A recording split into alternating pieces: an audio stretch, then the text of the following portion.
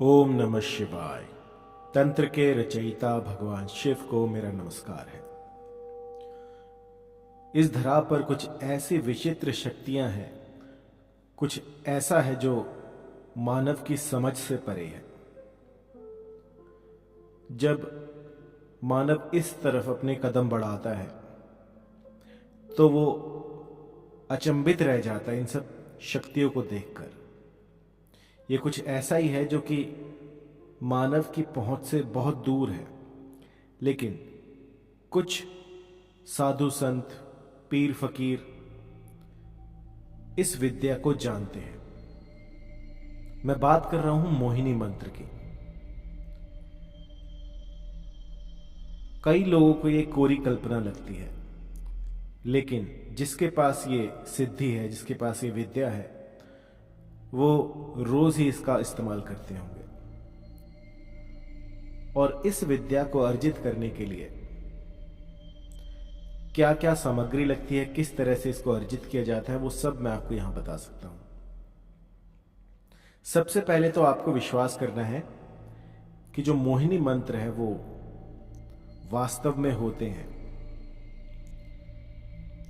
यदि आप विश्वास करने में असमर्थ हैं तो आगे इस वीडियो को ना देखें। ये वीडियो आपके लिए नहीं है। जो साधक हैं, जो वास्तव में चाहते हैं कि वो कोई सिद्धि प्राप्त करें, तो उनके लिए मैं आज काम रूप की मोहिनी की सिद्धि देने वाला हूं। क्योंकि अभी जो काल चल रहा है वो सावन मास है, और इसमें वो सब कुछ आपको मिल सकता है जो आप कल्पना भी नहीं कर सकते। आपकी सिद्धियां जो हैं आपको इस मास में मिल सकती हैं। आपको नाना प्रकार की शक्तियां, नाना प्रकार की साधनाओं में सिद्धि इस मास में मिल सकती है। इस मास में कुछ ऐसा है कि इस धरा पर भोलेनाथ जो वो विचरण करते हैं, तो उनसे यदि आप ये जो उनके तंत्र मंत्र हैं, ये उनसे संपर्क साधने का एक जरिया है, एक माध्यम है। जब आप ये कुछ भी करते हैं तो वो जल्दी ही फलदायी होता है। बहुत शीघ्र अतिशीघ्र आपको इसका असर दिखता है। तो जो भी इच्छुक है, जो भी साधक, वो चाहते हैं कि जो हमारा प्राचीन भारत था, जिसमें कि दूर दूर से न जाने कितने देशों से लोग ये सीखने आते थे यहाँ पर, लेकिन कुछ काल ऐसा आया, कुछ समय ऐसा आया कि वो सारा जो ज्ञान था वो नष्ट हो गया है, और जानबूझकर इसको नष्ट किया गया है। क्योंकि हमारा जो इतिहास है वो इतना प्रबल था, इतना गौरवशाली था कि आप एक बार, चाहे वो आप मेडिकल फील्ड ले लीजिए, तंत्र ले लीजिए, हर चीज में भारत जो है सबसे आगे था। और यहां पर तंत्र सीखने के लिए न जाने कहां कहां से लोग आते थे। तो एक वैसा ही बेहतरीन मंत्र जो कि कभी खाली नहीं जाता, एक बार लगा दिया समझिए रामबाण इलाज है, किसी के हटाए नहीं हटेगा, और उम्र भर के लिए जो भी, जिस पर भी आप ये लगाओगे वो बस आपकी ही बोली बोलेगा। जैसा आप कहोगे बिल्कुल वैसा ही करेगा। कई बार आपने सुना होगा कि किसी ने कुछ खिला दिया, पिला दिया, तो अब वो उसी की बातें मानता है, कुछ वैसा सही करता है जैसा वो कहता है। तो वो चीज़ अगर आप चाहते हैं तो इस मंत्र से वो पॉसिबल है, और बहुत ही आसान है। अब जैसा कि आपको विदित है कि अभी सावन मास चला हुआ है, तो आपको क्या करना है, माँ कामाख्या की साधना करनी है, छोटी सी। इससे ये होगा कि आपको भौतिक सुख, जो भी इस धरा पर भौतिक सुख है, उनकी प्राप्ति हो जाएगी। इस मंत्र से आप माँ कामाख्या के आशीर्वाद से किसी को भी अपने वशीभूत कर सकते हैं। सिर्फ एक आदमी आपसे वशीभूत नहीं होगा, पूरी दुनिया में जो भी आपके संपर्क में आएगा वो बस आप ही की माला जपेगा। यह मंत्र इतना चमत्कारी है कि आप में कुछ ऐसी आकर्षण की शक्तियां दे देगा जो कि आपके संपर्क में आते ही सबको आपकी तरफ मोहित कर देंगे। जो भी आपको एक बार देख लेगा वो बस टकटकी लगाए आपको देखता रहेगा। ये काम रूप का मंत्र है, और इस मंत्र को कभी भी किसी का अनिष्ट करने के लिए प्रयोग में ना लाएं। क्योंकि इस मंत्र के साथ बहुत सारी सावधानियां जुड़ी हुई हैं। तो जैसा कि आपको विदित है कि जब भी कोई साधना शुरू करते हैं तो आपको स्वच्छ होना चाहिए। सुबह सुबह आप जो है नहा धोकर स्वस्थ जो वस्त्र हैं वो आपके स्वच्छ होने चाहिए, धुले हुए होने चाहिए। ये नहीं है कि आप 3-4 दिन से एक ही कपड़ा पहने हुए हो। आपको जो है शुद्ध रहना है, बिल्कुल सात्विक। किसी भी तरह का मांस, मदिरा, शराब, गुटखा ये सब आपको छोड़ देने हैं। और इसके बाद आपको इस साधना को करना है। तो आपको मैं मंत्र बता देता हूं। इस मंत्र की जो है कॉपी मैं आपको स्क्रीन पे भी दे दूंगा, आप वहां से भी पढ़ सकते हैं। तो मंत्र है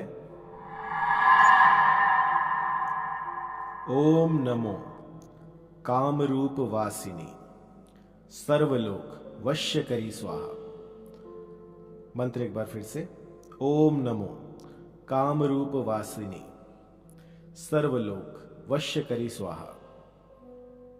तो जब किसी मंत्र के पीछे स्वाहा लग जाता है तो उसमें हमें अग्नि को कुछ अर्पित करना पड़ता है।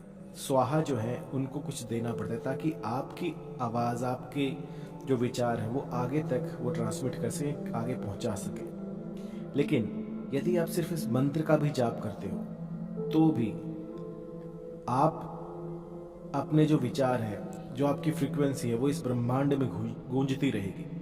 और जब भी भोलेनाथ या जो भी आपके इष्ट देव हैं वो इसके संपर्क में आएंगे तो आपकी जो बातें हैं, जो भी आपके भीतर है, वो सब भोलेनाथ के पास चला जाएगा और वो समझ जाएंगे कि आपको क्या चाहिए। और उसी दिन आपका जो मंत्र है वो सिद्ध हो जाएगा और आपको फलस्वरूप जो भी आपने कामना की थी वो सब उसी दिन आपको मिल जाएगा। तो आपको क्या करना है कि एक हवादार कोई ऐसा कमरा ढूंढिए जहां पर कि आसपास कोई ना हो। जब आप ये साधना करें तो बस एकांत में आप हो और कोई भी आपको देख ना पाए। शुद्ध हवादार कमरा होना चाहिए। आसपास कोई पौधा भी आप रख सकते हैं। आपका जो आसन होगा वो लाल होगा, आपके वस्त्र लाल होंगे, आपका जो टीका होगा वो लाल होगा। मतलब कि जितना कुछ हो सके वो लाल ही लाल आप यूज कीजिएगा। लाल को बहुत शुभ माना गया है।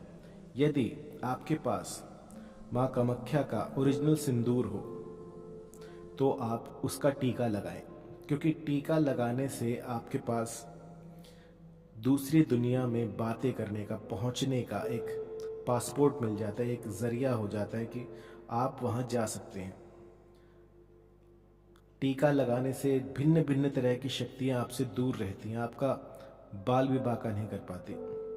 टीका लगाइए, एक दीप जलाइए, दीप पर अपना हाथ रखिए और संकल्प करिए कि जब तक ये आप पूरा ना कर लें तब तक आप इस साधना को करते रहेंगे। तो मंत्र आपको बता ही दिया है मैंने, ओम नमो कामरूप वासिनी सर्वलोक वश्य करी स्वाहा। इससे क्या होगा कि ये इस भूमंडल में जितने भी लोग हैं वो सब आपके अधीन हो जाएंगे।